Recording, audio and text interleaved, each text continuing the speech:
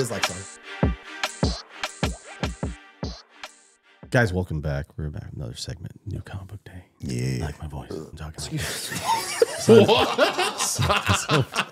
You just ruined the whole thing. Could have just burped right before.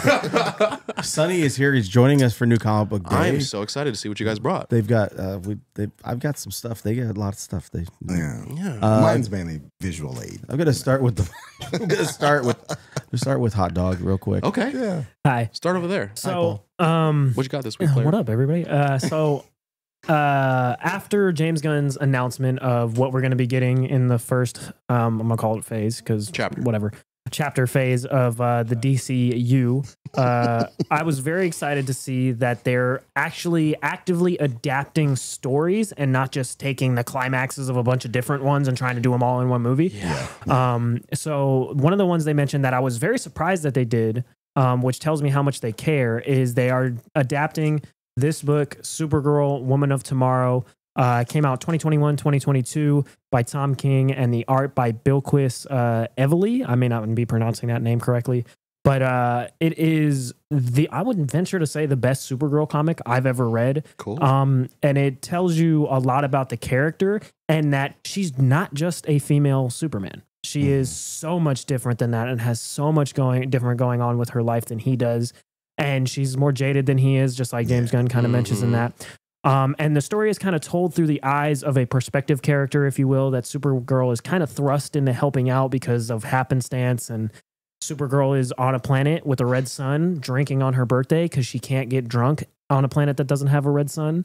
And she gets kind of thrown into helping this girl by virtue of something happens to Crypto. And then they're off to the races. And it's this girl telling this story about being with Supergirl and what it's like to see how incredible she is, but also the hangups that she has. But she still inspires people all over the galaxy the same way Clark does. And it's just a really lovely story. The art is incredible. Lopez is the last name of the dude who does the color, and the coloring and the art on this book are just the covers. They both do the covers as well. Yeah, the cover looks really good. You should see some of the other ones. It's one of the most beautiful books, writing, art I've read in a really long time. And I think people should go read it before that movie comes out. It's self-contained. You don't have to know anything about any of the characters. It's Tom King. It's incredible. The only thing I would say that might kind of not scare people, but open it. There's a lot of dialogue. There's a lot to read in this comic. That's good to know. That's true. Yeah. There's a lot of narration from this other character, but like I said, it's like a memoir. It's like she's reading from a story she wrote while this was going on with Kara. That's cool. I like that. And it's fantastic. There's like a Pegasus type deal she rides, and she fights a bunch of space pirates, and they're chasing after this one criminal, and it's just wonderful. Have you read it, Frank? Yep. It's really Sounds great, really good. and it's one of the incredible things that spun out of the Infinite Frontier thing after the Infinite Crisis and stuff like that earlier in 2021, and it's just the cream of the crop from there. I think of that stuff. It was hit her. Or that book with King, Philip Kennedy Johnson's War World and stuff like that spun out of that. That's cool. Is some of the best things that came from that, and I think everyone should go check it out. It's interesting to me that you didn't like Batman, Tom King's Batman, but it seems like you've liked everything else Tom King's done. It's just there's too much romance in the I get Tom it. King's Batman. I get it. Just I like some of it. I didn't like I like the Kite Man stuff. The Kite Man stuff. It was The entertaining. War of Riddles and Jokes is probably my favorite from that, or I Am Bane. That was great. Yeah. It's just a lot of by the end, it gets very sappy, and Yeah, I could see that. I wasn't for that. Yeah. Right. Interesting. Well, But everything else King does, I have loved. Yeah. If you guys are interested, the 8-issue series is actually available. I believe it just came out on trade paperback. Yep. You get them And all it's at once. already available in hardcover format as well. I got it, Sonny. I'll bring it for you. Cool. Yeah, Sweet. it's pretty good. Yeah, that sounds good. Yeah. I like that. What do you What you over got there? over Alright, there? You then. got some Stacks on stacks. Yeah. So I'm just going to start off by this is actually a Batman title that I think got buried under the enormous amount of Batman titles that came out the past year and a half. Yeah. I mean, literally, you walk into any comic book store and the first 2 rows of any DC section is just Batman. has either Batman in it or it is a Batman title. Yeah, You know, so it was, and this was one called Batman Fortress. The draw to me was it's art by Derek Robertson. Cool. So you guys know him from The Boys, Transmetropolitan. Transmetropolitan is great. I mean, that's the artist, same guy. He's doing this. He teamed up with Greg Witta, who is actually a screenwriter who wrote Book of Eli, and he also co-developed Rogue One. Interesting. Before it was passed on to John Knoll and Chris Bates, I believe it is, to do the screenplay for Rogue One. That's really cool. The Rogue One and the Derek Robinson, that was the hook for me. Yeah. And then so it's an 8-issue series. It just finished. This is the concluding issue here.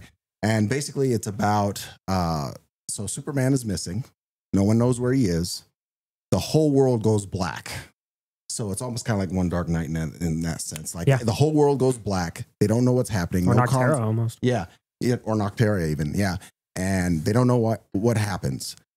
There's a mysterious alien spacecraft hovering outside of the Earth's orbit. The Justice League go out to investigate. They get basically enveloped and imprisoned into this spacecraft. Interesting. So what you end up finding out later on is this alien spacecraft is from a place where that they have technology even more advanced than Krypton. Ooh. And so they, it's really good. So so it actually goes into, you find out along the lines that it's actually a civilization that was destroyed by Kryptonian people, the Kryptonians.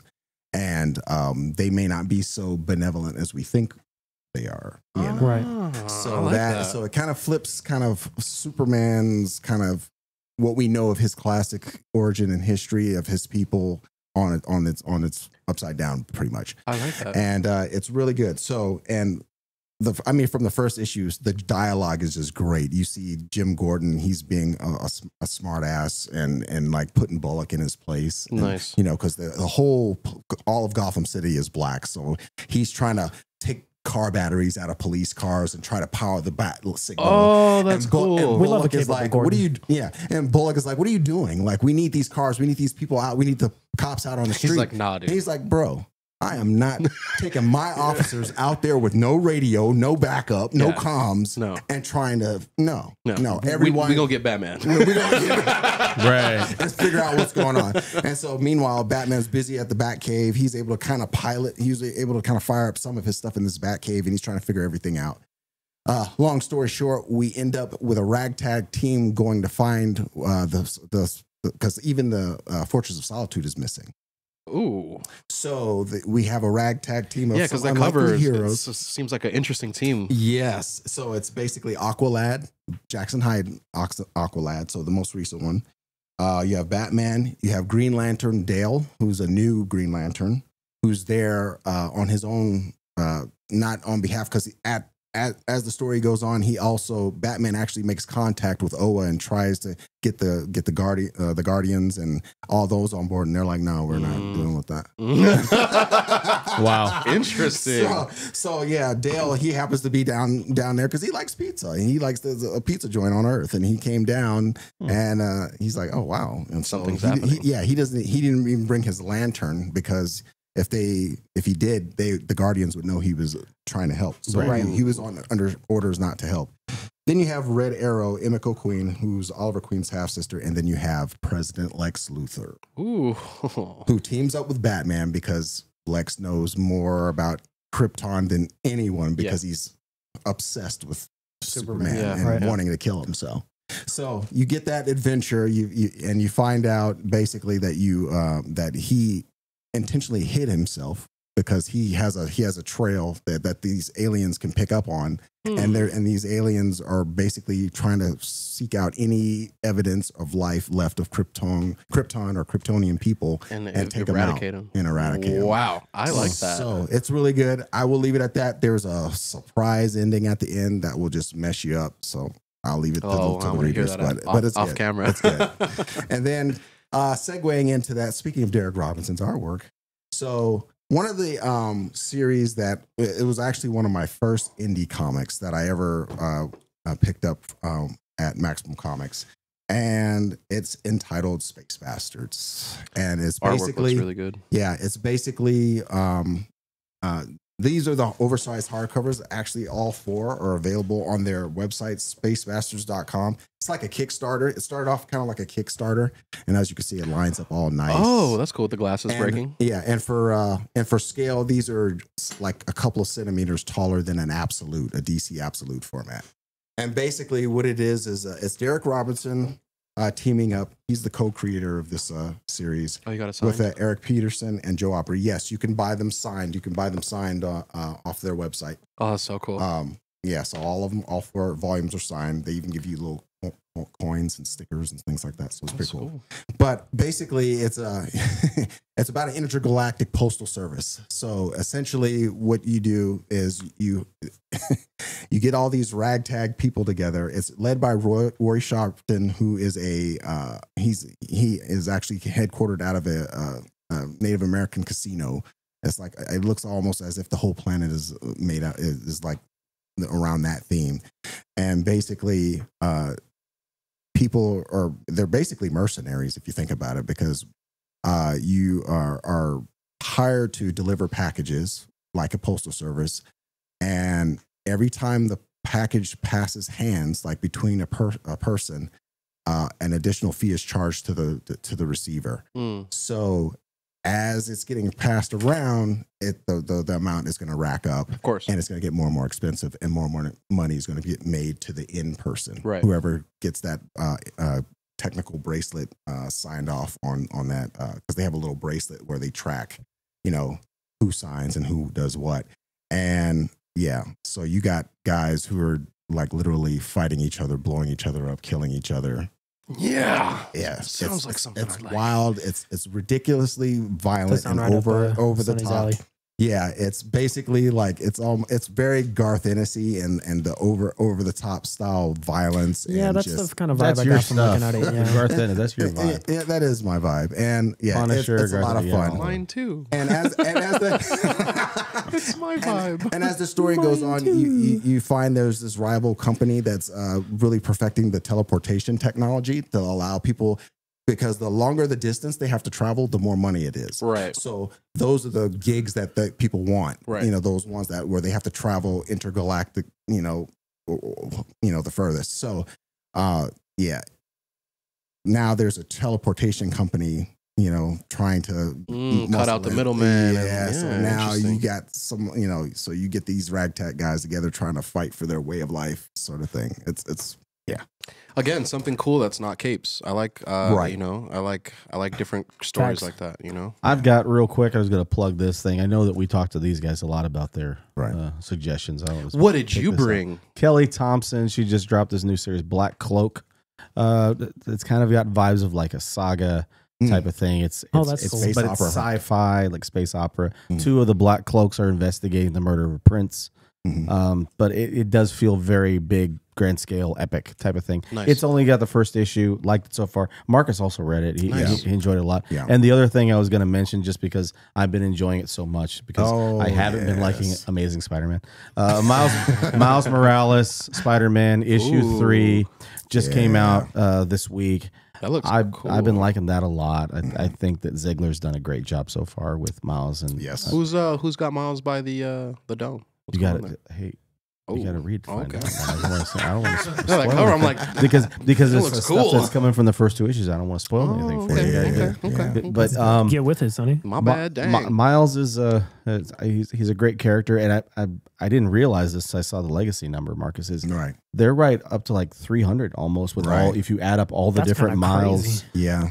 And not to say that Ahmed was doing the book beforehand. His run was pretty good. But I'm really enjoying Ziegler so far on Miles Morales. Yeah, so, his Omni, the Ahmed run is going to be an omnibus format. It's been announced, so that'll be coming up pretty soon too for people who want to get it in a nice collection. Yeah, we have hundreds of issues of Amazing Spider-Man to read if you'd like. Right, but we've only got a couple hundred of Miles. So, yes. Check it out. Yeah. But guys, thank you for those. Yeah, that was good suggestions. I like all the insight, a lot of different options for us to check out. Right. We appreciate you guys so much taking the time to check us out as well. We will be talking to you soon, and next week we got a lot more new comics to go over. Thanks. We'll be hitting up our LCS Visit your local comic book shop if you guys haven't done so already. Go give them some love. Check out some stuff. Yeah, give them some love. And check out my guys, spacebastards.com. They're, check out these hardcovers. Yeah, I'm actually excited to check that out. Appreciate you guys. Let us know what you're reading in the comments. Later. We'll talk to you guys soon. Have a great night. Taco time.